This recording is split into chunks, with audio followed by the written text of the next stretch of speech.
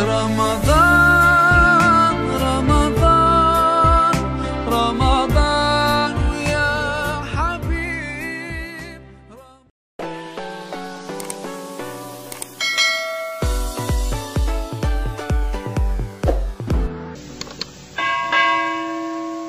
Assalamualaikum warahmatullahi wabarakatuh.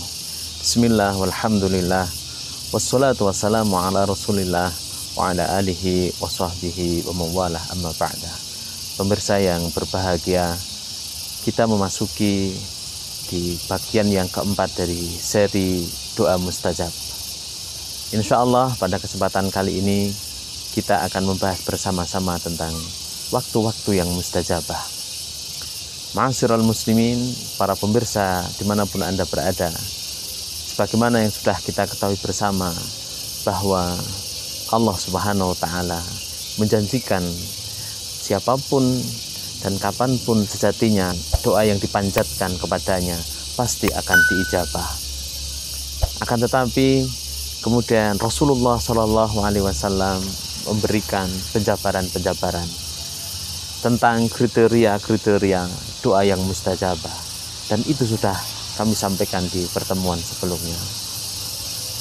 Saat ini insya Allah kita membahas tentang waktu-waktu dan kriteria yang disampaikan oleh para ulama kita tentang doa yang mustajabah. Ma'asyiral muslimin, benar bahwa para ulama kita menyatakan inna lid-du'ai awqatin wa adaban, bahwa dalam berdoa itu ada waktu-waktunya dan ada adab-adabnya.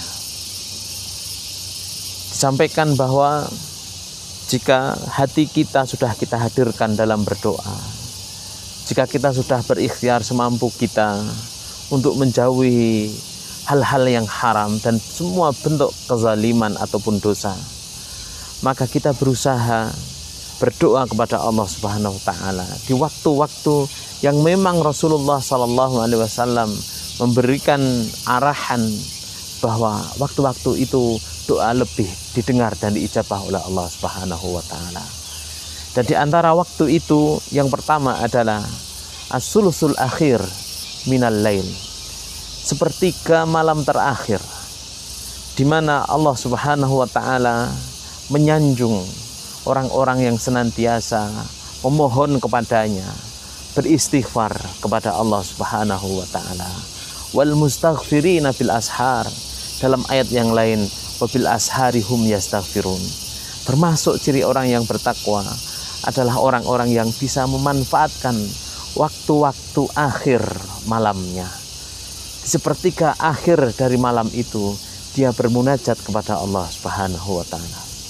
Ma'asyiral muslimin, saat ini di bulan Ramadan ini tentu kita digerakkan hati kita oleh Allah untuk bisa bangun lebih awal. Karena salah satu sunnah puasa adalah ta'khirus sahur, yaitu mengakhirkan makan sahur. Maka jika kita bisa memanfaatkan waktu-waktu sahur itu, tentu di situ ada banyak sekali keberkahan. Dalam sebuah hadis disampaikan bahwa Allah Subhanahu wa Ta'ala akan mengabulkan semua doa yang dipanjatkan kepadanya di waktu-waktu ini, di sepertiga malam terakhir ini. Jika memohon akan dikabulkan, jika meminta akan diberi. Ini adalah yang pertama. Kemudian yang kedua adalah idbari as-sholawatil maktubah. Doa yang mustajab adalah salah satunya doa yang kita panjatkan di setiap selesai mengerjakan sholat-sholat yang fardu. Oleh karena itu, ma'asyiral muslimin, kita juga manfaatkan waktu-waktu kita setelah selesai mengerjakan sholat yang fardu. Tentu berbeda orang yang setelah sholat fardu kemudian beristighfar, membaca zikir, kemudian berdoa kepada Allah Subhanahu wa Ta'ala, dengan mereka yang hanya menunaikan sholat kemudian pergi begitu saja. Maka kita manfaatkan waktu-waktu yang penting itu. Yang ketiga adalah indal azan. Yang keempat bainal azan wal iqamah. Di waktu-waktu azan itu termasuk waktu yang mustajabah. Kita menjawab lafaz azan kita menjawab lafaz-lafaz muazin, kemudian setelah azan selesai kita berdoa. Dan antara azan dan iqamah juga termasuk waktu-waktu yang mustajabah. Kita manfaatkan waktu itu untuk menyampaikan apa yang menjadi hajat hidup kita kepada Allah Subhanahu wa ta'ala. Kemudian juga ma'asyiral muslimin, di antara waktu yang mustajab adalah inda akhiri waqtil asri, yaitu di penghujung waktu asar, tatkala maghrib sebentar lagi datang. Terkhusus kita saat ini ma'asyiral muslimin, kita semua sedang berpuasa. Doa kita tidak ditolak oleh Allah Subhanahu wa ta'ala. Jika kemudian juga kita manfaatkan waktu yang sangat-sangat mahal ini, yaitu menjelang berbuka puasa, kita mintakan apa yang menjadi hajat hidup kita, maka insya Allah akan menjadi lebih-lebih didengar oleh Allah dan akan lebih diijabah oleh Allah Subhanahu wa ta'ala. Ini terkait dengan waktu-waktu yang mustajab, yang sifatnya adalah harian. Selain itu ada beberapa adab doa juga yang harus kita perhatikan, di mana hendaknya doa yang kita panjatkan ini adalah doa yang mengandung adab-adab. Rasulullah SAW memberikan gambaran-gambaran bahwa di antara adab doa itu adalah istiqbalul qiblah, menghadap ke kiblat jika memungkinkan. Wa kana ala taharatin, berada dalam kesucian. Kemudian juga yamuddu yadahi ilallah, menengadahkan kedua tangannya kepada Allah. Kemudian kita awali dengan as-sana, menyanjung Allah Subhanahu wa ta'ala. Ya Rabbana lakal hamdu kama yanbaghi li jalali wajhikal karim wa 'azimi sultanik.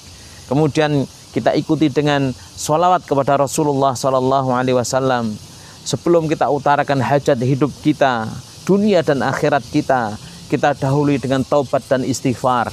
Kemudian juga kita sebut asma-asma Allah yang al-a'zam, karena doa yang menyebut asma Allah yang a'zam ini akan lebih diijabah oleh Allah Subhanahu wa ta'ala. Kemudian setelah itu kita betul-betul menghadirkan hati kita.